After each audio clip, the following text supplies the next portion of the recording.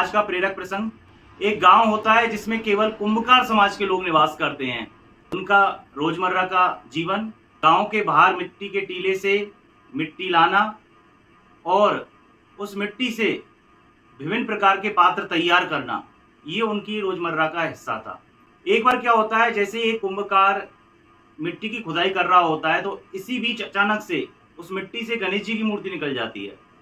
तो उस मूर्ति को देखकर वो कुंभकार बड़ा प्रसन्न होता है और आसपास के जितने भी समाज बंधु होते हैं उनको उस मूर्ति की सूचना देता है और सभी वहां पर इकट्ठा हो जाते हैं।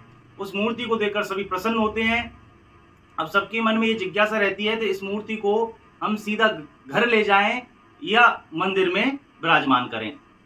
तो सर्वसम्मति से ये निर्णय लिया जाता है कि इस गणेश जी की मूर्ति को प्राण प्रतिष्ठा के माध्यम से मंदिर में विराजमान किया जाए।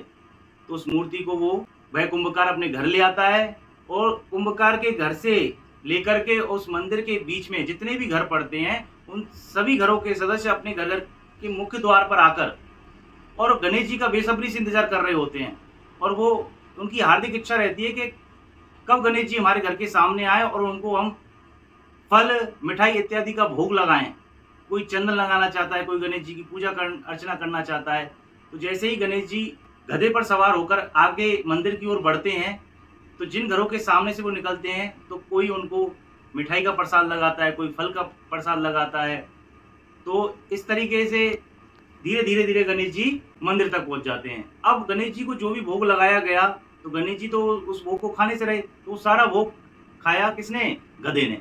तो गधा मन ही मन में सोचने लगा कि मैं इतने दिन से फालतू में वजन ढो रहा था, अब तो मेरा महत्व बढ़ गया है। बताओ, आज मैंने फल खाए, मिठाई खाई।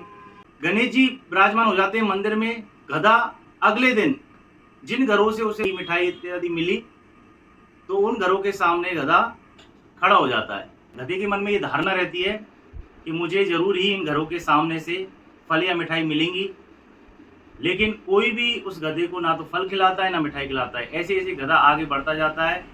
तो गधा सोचता है क्या पता है इनको पता नहीं है कि मैं घर के बाहर खड़ा हूं। तो गधा जोर जोर से रमाता है, आवाज करता है। गधा धीरे धीरे मंदिर तक पहुंच जाता है, लेकिन किसी ने भी उसको मिठाई या फल नहीं खिलाए।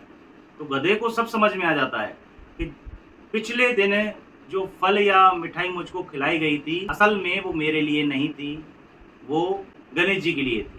गधे को सब समझ में आ जाता है। तो गधा समझ जाता है कि मेरा महत्व तो केवल वजन को ढोना ही है। इस प्रेरक प्रसंग से हमें यह शिक्षा मिलती है कि जिस प्रकार गधे को अपने कर्तव्य का बोध हो गया, उसी प्रकार मनुष्य होने के नाते हमें भी अपने कर्तव्य का ज्ञान होना चाहिए और ईमानदारी से उस कर्तव्य का निर्वहन करना चाहिए।